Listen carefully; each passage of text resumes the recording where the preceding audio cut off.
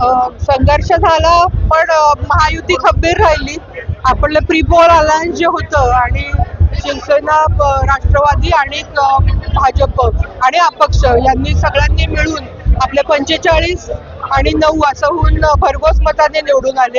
मी माननीय देवेंद्र फडणवीस साहेब, माननीय अजित पवार साहेब, सुनेत्रा आत्या पवार साहेब, डेप्युटी सीएम आणि एकनाथ शिंदे साहेबांचा आणि इथले आपले सगळे राहुलभैया मोठे असतील, सुरेश बिराजदार साहेब असतील, तानाजी सावंत साहेब, रवी गायकवाड सर, ज्ञानराज चौगुले साहेब, सगळं आणि मेन राणादादांचं. नाही, तुम्ही बघितलं एकदम सोपं होतं. वन वे झालं, 45-9 झाले, त्यामुळे काय वन वे झाली. त्यांनी मोठेपणा घेऊन बिनविरोध केला असतं तर अजून चांगलं झालं असतं. आपला अनुभव पाठीशी आहे अध्यक्षपदातून मागच्या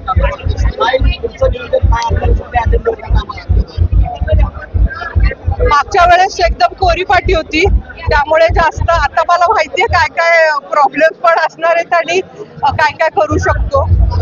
निश्चित चार्ज घेतल्यानंतर सभापती जर निवडी झाल्यानंतर आमची पूर्ण बॉडी बसल्यानंतर जे जे प्रश्न येतील आणि आता आहे मनामध्ये पण पुढच्या ह्याच्यामध्ये सांगतो. तेच मी म्हटलं पुढच्या ह्याच्यात तसं शिक्षण पाणी वगैरे म्हणता येईल, पण माझ्या मनामध्ये सध्या शेत रस्ते हे मेजर आपल्या जिल्ह्यातले घ्यावे, कारण माल आता पाण्याने येतंय आणि आता पाणी मार झालाय. ते या ह्याच्यामध्ये शिक्षण आणि आरोग्य माझं नेहमीच आवडीचं राहिलं, पण त्याचबरोबर शेत रस्त्यांवर प्राधान्य द्यायचं मनात आहे. आणि महिलांचं बचत गटाचं ट्रेनिंग, कारण महिला आरक्षणावर आम्ही निवडून आलोय, दोघी जणी महिला आहोत.